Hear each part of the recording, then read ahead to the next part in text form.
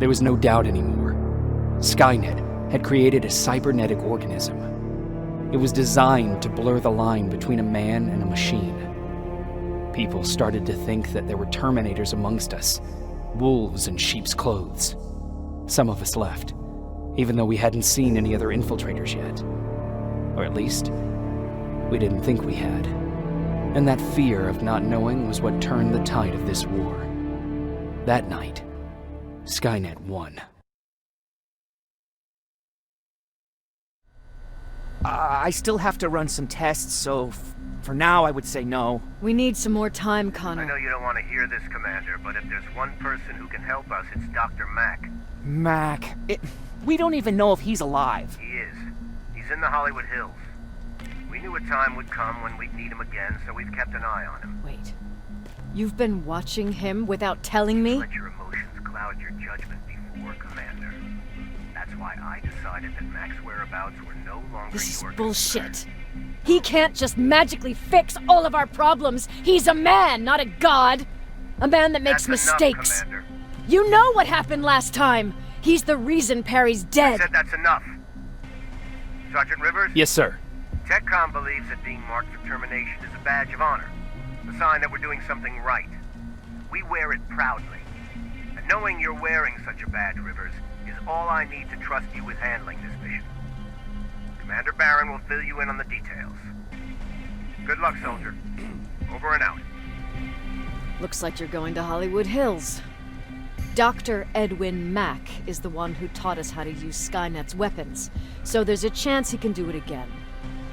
Take him that second-generation plasma rifle and see if he's able to reprogram it. If we want to use Skynet's weapons, we need to bypass their encryption lockouts. How will I find him? He's obsessed with surveillance. So when you get there, look for any cameras, biometric sensors, or any other tech stuff. He should be around. That's it.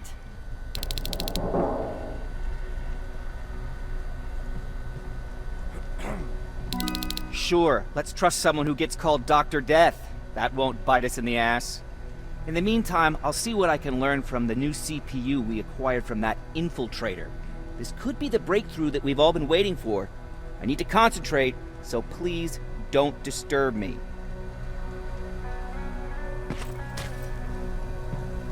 What do you need? Anything I should know about Dr. Mack before I leave?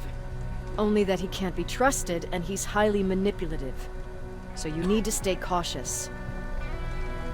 Was Mack the one whose drone you smashed? Yes. Yes, it was. I've never told this to anyone, but before I met Mack and Perry, I was wandering alone. Didn't have a map, so I drew one myself. The first people I came across were two guys, old enough to remember Judgment Day.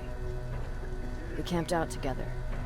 They gave me advice, we shared some stories. Sounds nice, right? A little too good to be true. It was. I was too naive to notice it back then.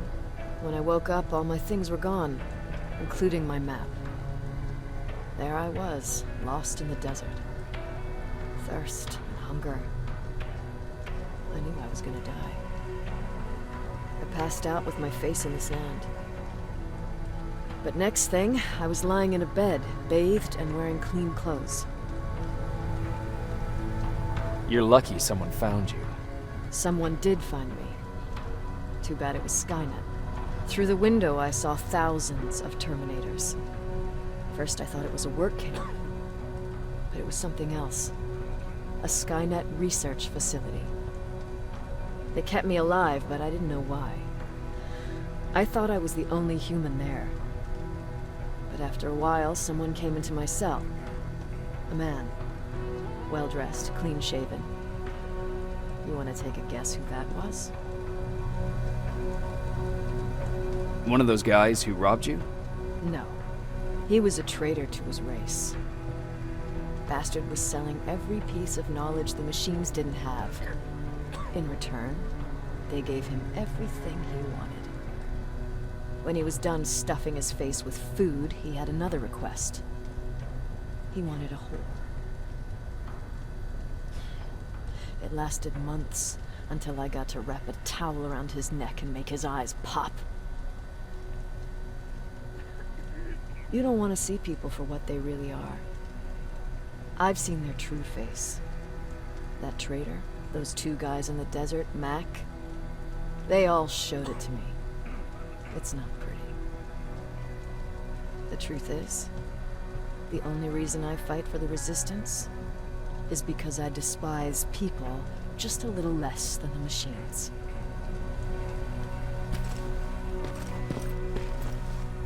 Jacob, do you have a minute?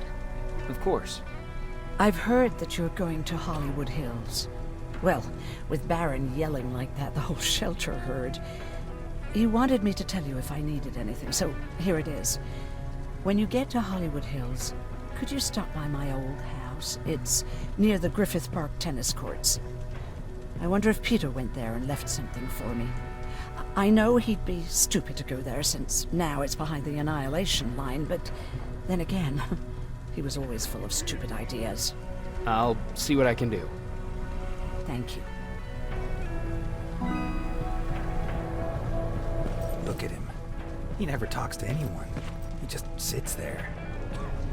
I bet he's one of those machines.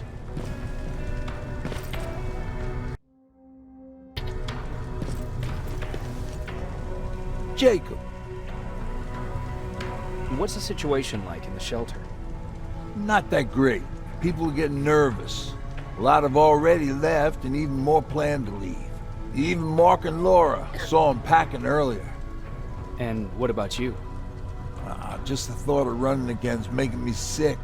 Must be getting old. Plus, we got everything we could need right here. Where else would I go?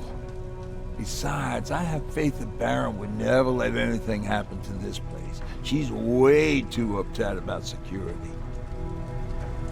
Earlier, you said that a new era started. What changed?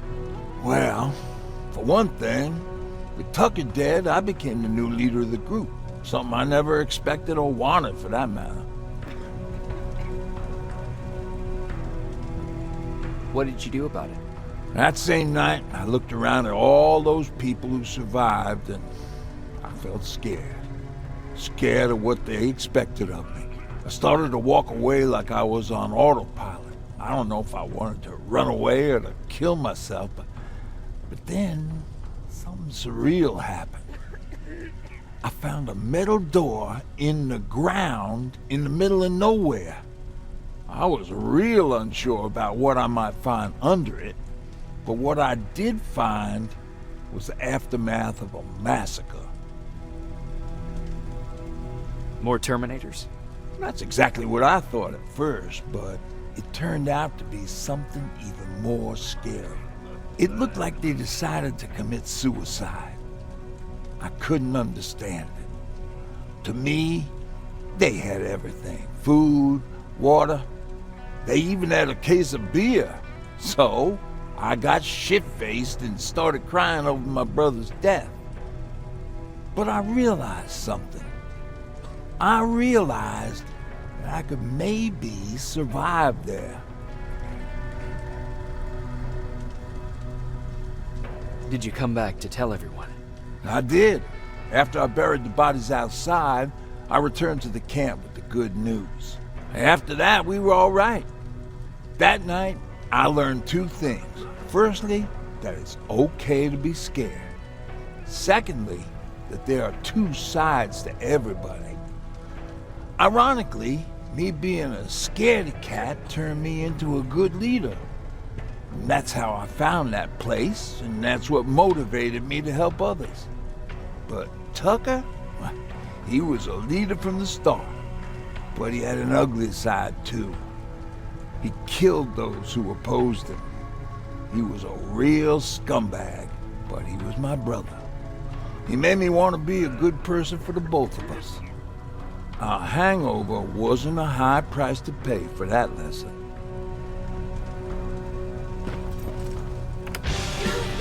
Don't be shy, Rivers. Turn up the volume. See? I knew you'd like it. God damn it! I thought I told you I can't make so much noise violence, so please stop that!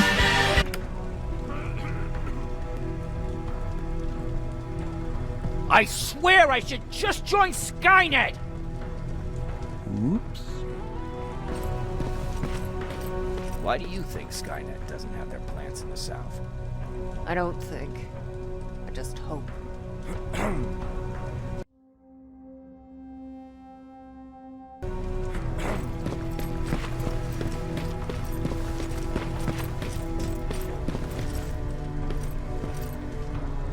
Do you need anything?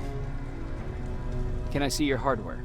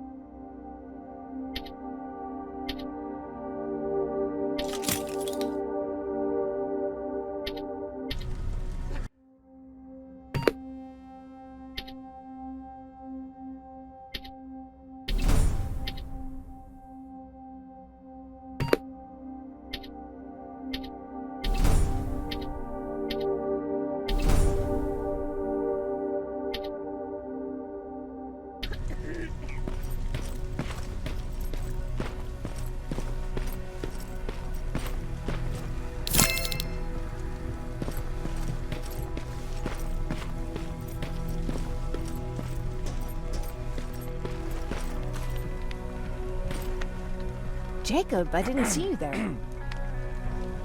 Where are you going? I'm going out scavenging. Don't worry. I'm past thinking about running away. Knowing how much you'd miss me made me not want to leave. Where's Patrick? He's getting ready. I'm taking him with me. I figure it's time for him to see what's out there. Is everything okay? You seem far away. Nothing can get past you, can it? I've been thinking about the day we met. I never told you how we really ended up there. You can tell me anything. I know I can. That's why you're the first person I'm telling this to. That day, loud hammering woke me up. When I came downstairs, I saw my father nailing the window shut. Through the crack, I saw them coming. Hundreds of metal heads and their red eyes. Even though they're just empty shells, I could feel the hate radiating from them. What did your father do? He said that the machines wouldn't take him alive. They kept hammering away. We argued for a minute or two, and I tried to pull him away from the window. He pushed me away. I tried it again, but he shoved me. This time I fell. I didn't recognize him as he was reaching for his shotgun. He said, I shouldn't worry about the machines. They wouldn't hurt us. I don't even remember how. But the gun was already in my hands. I closed my eyes and went someplace else. Didn't even hear the shot. I didn't hear Patrick's steps either. Did you lose consciousness? I guess I did for a moment. It was the taste of blood on my lips that woke me from my trance. I threw the gun away, grabbed Patrick, and tried not to notice the hole in my father's unmoving chest. As we ran, I could hear them coming, so we found somewhere to hide. Then you came. I wanted to tell someone about all this, but I was afraid to. I'm glad you did. I am too. We talk a lot about how heartless the machines are. And I started to think that maybe I was too. I probably would have convinced myself of that if it wasn't for you keeping me sane. Thank you for everything. I never thought I would find a friend in times like these. Is that true?